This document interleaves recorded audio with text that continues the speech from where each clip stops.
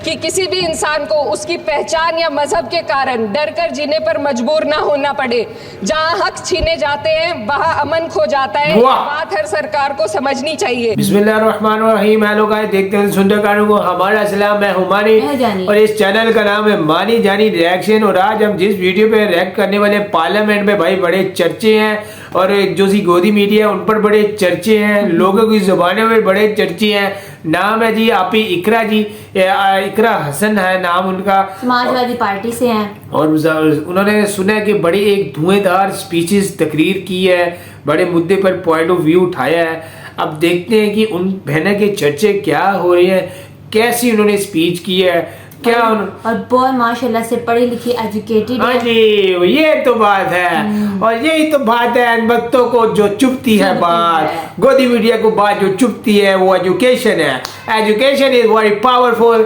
तो आपको पता है जब एक बंदा जो अंधभक्तों से बात कर रहा हो तो वो तो कोई बात नहीं है। अंधभक्तों को तो सोचे समझे बगैर जो मुंह में आता है वो बोलते हैं, तो एक पढ़ा लिखा जो होगा वो हमेशा सोच समझ के बात करता है। तो भाई अंधभक्तों को भी फिर पैरों के नीचे से जमीन निकाल लेता है। तो इस वीडियो को शुरू करने से पहले आप लोगों से मुदबाना अदबाना रिक्वेस्ट है कि हमारे चैनल को सब्सक्राइब करें, लाइक करें, बेल आइकन प्रेस करें। देखते हैं इस वीडियो को।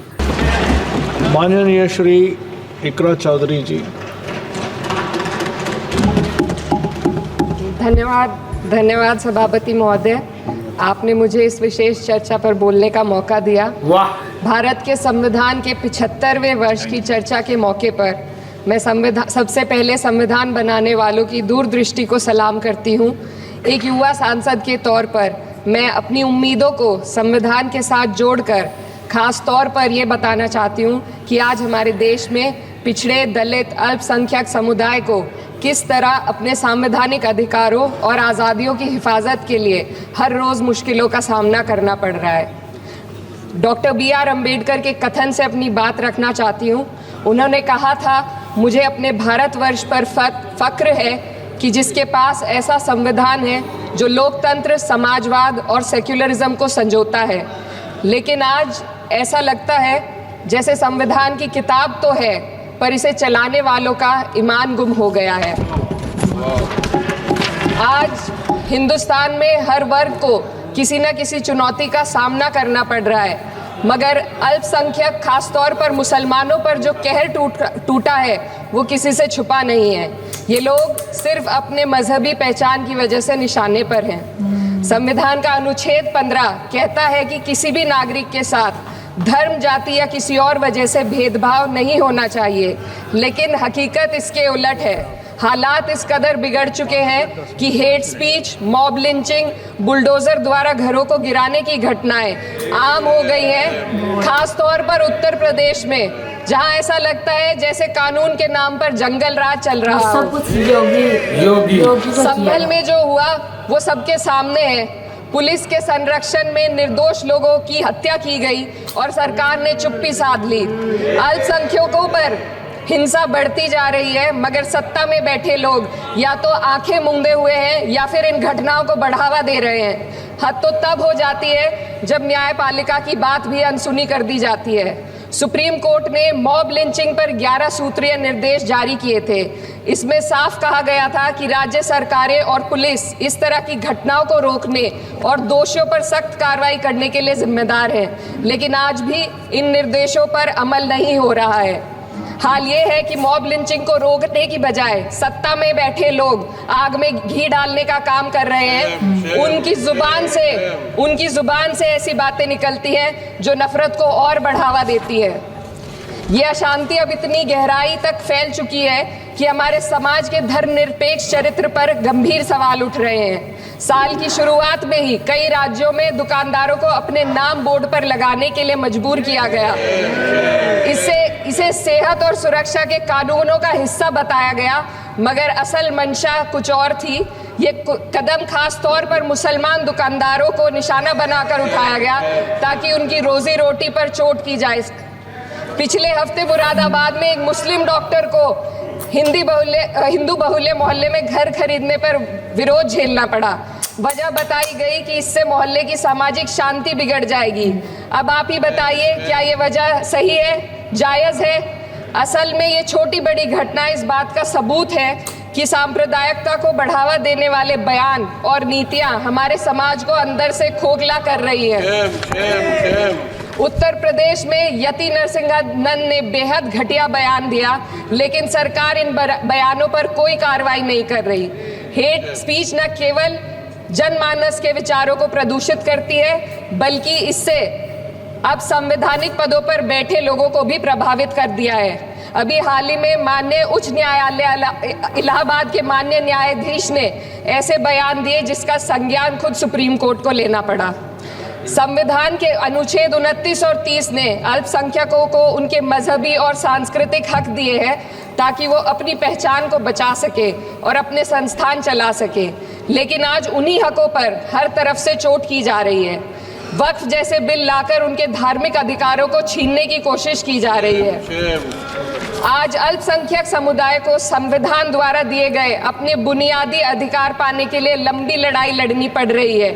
ऐसे कई मामले अदालत ने न्याय देकर संविधान की रक्षा की है, लेकिन अदालती प्रक्रिया में जो समय लगता है उसकी वजह से देश के सामाजिक ताने बाने को भारी नुकसान उठाना पड़ता है। मिसाल के तौर पर इलाहाबाद हाई कोर्ट ने 2004 के मदरसा एक्ट को रद्द कर दिया था, जिससे मदरसों के संचालन पर सवाल उठे। हालांकि सुप्रीम कोर्ट ने बाद में इस फैसले को पलट दिया और एक्ट को वैध करार दिया, लेकिन इस प्रक्रिया में जो समय लगा उसने अल्पसंख्यकों को बेचैनी और संघर्ष के दौर में डाला है। इसी कड़ी में प्लेसेस ऑफ वर्शिप एक्ट 91 भी आता है और कई अन्य अधिकार, उन्हें भी इसी तरह अदालती लड़ाइयों में उलझाया जा रहा है। तो गजब की स्थिति न केवल अल्पसंख्यकों के अधिकारों की राह में रुकावट है, बल्कि justice delayed is justice denied जैसी कहावत को सिद्ध करती है। मैं इस सदन से दुनिया भर के अल्पसंख्यकों की आवाज उठाना चाहती हूँ, खास तौर पर हमारे पड़ोसी देश बांग्लादेश में अल्पसंख्यकों के साथ जो हो रहा है वे दिल को गहरे तक चोट पहुंचाने वाला है। उनकी जान माल की हत्या की जा रही है। बांग्लादेश हो या हिंदुस्तान हो या कोई और देश, अल्पसंख्यकों की सुरक्षा, इज्जत और अधिकारों की हिफाजत हर सरकार की सबसे पहली जिम्मेदारी होनी चाहिए। मैं इस सदन से अपने देश के अल्पसंख्यकों के साथ बांग्लादेश के पीड़ित अल्पसंख्यकों की आवाज को एक साथ उठाना चाहती हूँ। ये वक्त की पुकार है कि हम सब मिलकर ये सुनिश्चित करें कि किसी भी इंसान को उसकी पहचान या मजहब के कारण डर कर जीने पर मजबूर ना होना पड़े। जहाँ हक छीने जाते हैं वहाँ अमन खो जाता है। ये बात हर सरकार को समझनी चाहिए। अगर हम सच में अपने संविधान का सम्मान करना चाहते हैं तो हमें नफरत और भेदभाव को खत्म करना होगा। हमें ये दिखाना होगा कि ये मुल्क हर वर्ग, हर जाति, हर धर्म और हर समुदाय का है, और जब तक ऐसा नहीं होगा तब तक संविधान की आत्मा सिसकती रहेगी। सर, अपनी बात को खत्म करते हुए मैं एक शेर अर्ज करना चाहती हूँ। दाग दाग उजाला, शब गजीदा शहर, इंतजार था जिसका ये वो शहर तो नहीं।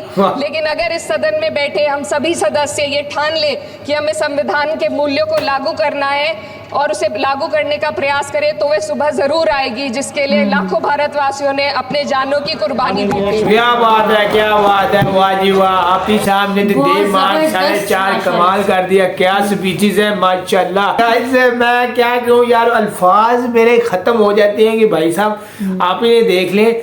बांग्लादेश का जो मुद्दा उठाया वो तो जो सी बातें हैं वो तो आप दुरा के बांग्लादेश ने उन्होंने कहा जितने भी मुल्क हैं जहाँ पर अमन सुकून को तबाह किया गया है, यानी जहाँ हक छीने जाते हैं वहाँ अमन तबाह हो जाता है। ये बात सरकार को समझनी चाहिए। अब इस अल्फाज पर और इस मैं कहता हूँ फिक्र में इतनी गहराई है कि मोदी साहब को डूब कर मान जाना चाहिए कि भाई आप लोग अमल लोगों के जो से हक छीन रहे हैं, उनकी जायदादें कह लें, उनके कारोबार कह लें, उनकी मस्जिदें कह लें, जो भी है, बस आपके ज़हन में पता नहीं क्या लॉजिक है, पता नहीं क्या आपके ज़हन में चल रहा है। अपने मुल्क के आप दुश्मन खुद बने हो। ये वक्फ बोर्ड बिल इन्होंने क्यों बनाया? वैसे सब भी कहते थे कि सब कुछ इनका हक छीन लेंगे मुसलमानों से।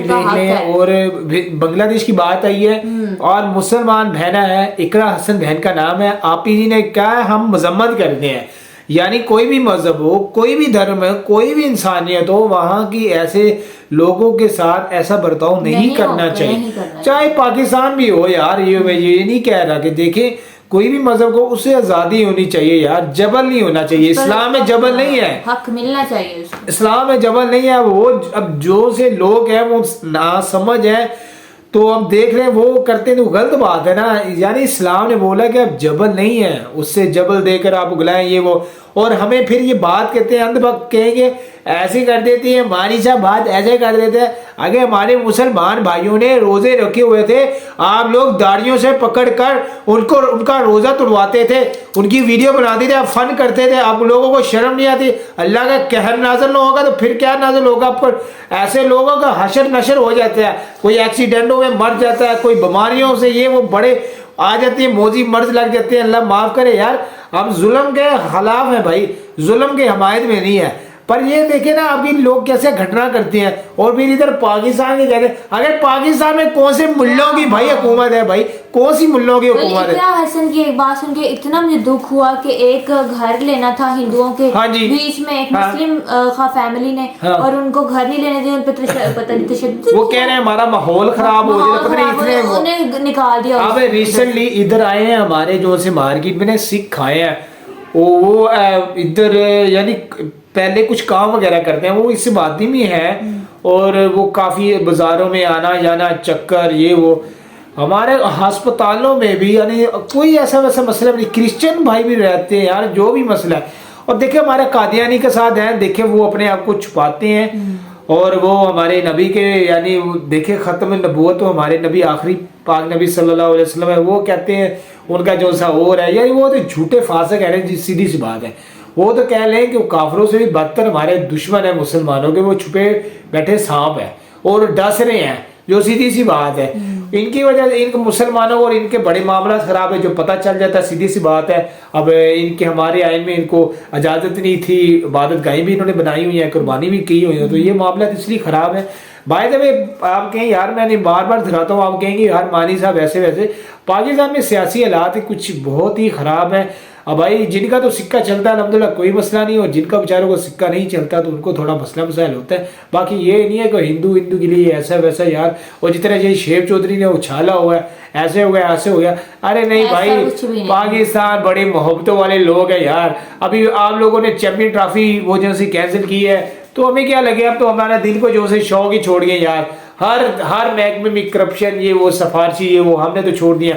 पर पाकिस्तानियों की एक राय थी कि यार हम कोहली को इधर बैटिंग कर रहा पाकिस्तान में देखे भाई, वो जो सा शंतरे खैर खबीज का बच्चा पता नहीं क्या उसका वो उसका डैडी है, अमित शाह का बेटा है मेरे ख्याल से, उसने अपनी मनमानी की हुई है। और इधर कोई नर का बच्चा होता तो आपको भी लगा पता देता कि भाई नहीं खेलना, भाड़ में जाओ।